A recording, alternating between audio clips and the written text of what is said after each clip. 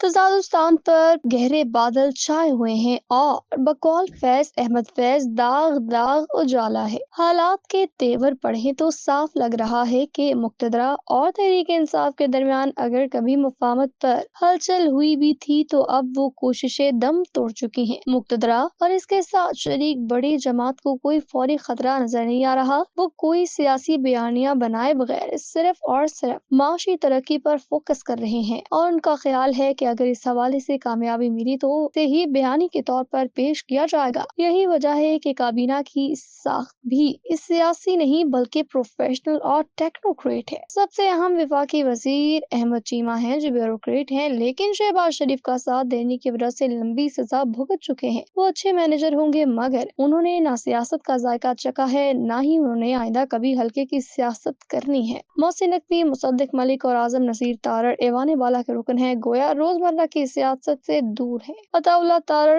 سیاسی بیان بازی میں طاق ہیں مگر وہ بھی بنیادی طور پر ٹیکنوکریٹ ہیں۔ وزیر خزانہ اورنگزیب رامدے کا تعلق سیاسی خاندان سے ضرور ہے مگر وہ بھی ٹیکنوکریٹ ہیں۔ آج آ کے پنجاب سے خواجہ سے رانا تنویر، اویس لغاری اور ریاض پیرزادہ بچتے ہیں جو زمینی سیاست کرتے ہیں اور اپنے حلقے کے ووٹرز کو جواب دہ ہیں۔ کابینہ کی ساخت سے ہی اندازہ ہو گیا تھا کہ شہباز شریف سیاسی اور عوامی نہیں، ٹیکنوکریٹ کابینہ بنا کر چلانا چاہتے ہیں۔ اس ٹیم کی وجہ سے ابھی تک کوئی سیاسی بیانیہ نہیں بنا۔ اس کابینہ کو صرف طاقت تیر اور تلوار سے مل رہی ہے۔ بیانیہ نہ ہو تو اخلاقی اور سیاسی بنیادیں تشکیل نہیں پاتی۔ حکومت چلتی رہتی ہے مگر اخلاقی اور سیاسی خلا رہ جاتا ہے۔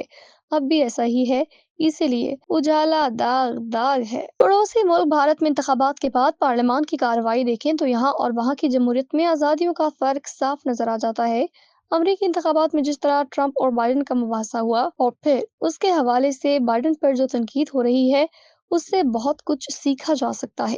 برطانیہ میں لیبر پارٹی نے 15 سال اپوزیشن میں گزارے لیکن بالآخر اسے اقتدار مل رہا ہے۔ ان ملکوں کے انتخابات مباحثے اور لوگوں کی شرکت دیکھ کر رشک آتا ہے اور پھر یہ سمجھ آتی ہے کہ اجالے میں کیوں چلے گئے اور ہمارا اجالا ابھی تک داغ داغ کیوں ہے۔ مفاہمت کی کوششیں دم توڑنے کی ایک وجہ تو طاقت کا نشہ ہے، دوسری وجہ پی ٹی آئی کا رویہ بھی ہے۔ بقول منیر نیازی، کچھ سانو مرندہ شوق ویسی، ایک تو تزادستان کے گلے میں غم، مایوسی اور مہنگائی کا طوق پڑا ہے، دوسری طرف اس کے سب سے مقبول لیڈر کو اصلاح احوال کی کوئی جلدی نظر نہیں آتی۔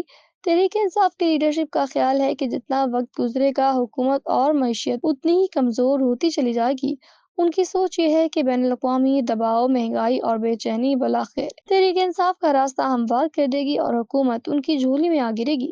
یہی وجہ ہے کہ تحریک انصاف کوئی مثالیتی فارمولا تسلیم کرنے کے بجائے انتظار کرو سب کچھ گرنے والا ہے کہ حکمت عملی پر کاربند ہے۔ ایک طرف طاقتور کو ناز ہے کہ طاقت اور اختیار اس کے پاس اور اس کو چیلنج ہونے کا امکان بھی نہیں، دوسری طرف جیل والے کو یقین ہے کہ معیشت اور سیاسی گورننس کا یہ ماڈل چل نہیں سکے گا۔ دونوں اپنے اپنے موقف پر قائم ہیں لیکن اس ملک کے 24 کروڑ عوام کا کیا قصور ہے کہ وہ بیچارے اس وقت تک ظلم، استحصال، غربت اور محرومیوں کی چکی میں پس رہے ہیں اور پستے رہیں جب تک ان میں سے کوئی ایک فریق فتح یاب نہیں ہو جاتا۔ لکھ لکھ مارے وین کے مصدق، بار بار یہ کہا جا چکا ہے کہ سیاسی مصالحت اور مفاہمت اس بحران سے نکلنے کا واحد پرامن حل ہے، باقی سب حل خونی ہیں جن کے بارے میں سوچنا بھی نہیں چاہیے۔ محمود خان اچکزئی والا راستہ تحریک انصاف اور حکومت دونوں کے لیے بہتر ہے لیکن یہ راستہ بھی تبھی اختیار ہو سکے گا جب حکومت کچھ سیٹوں کی قربانی دینے کو تیار ہو اور تحریک انصاف موجودہ حکومت کو دل و جان سے تسلیم کرنے پر رضامند ہو۔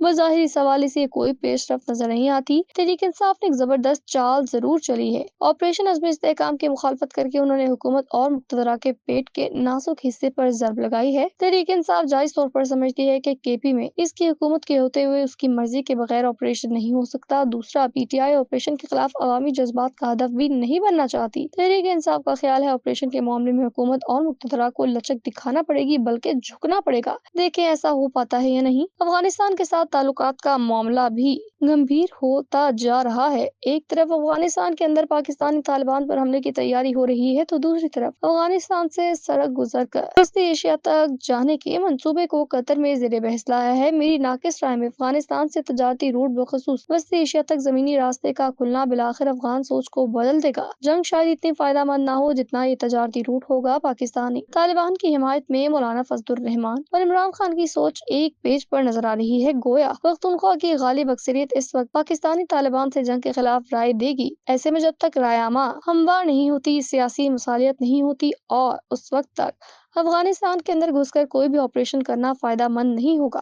پہلے گھر کے اندر کے معاملات کو سلجھایا جائے، پھر باہر کی حکمت عملی بنائی جائے۔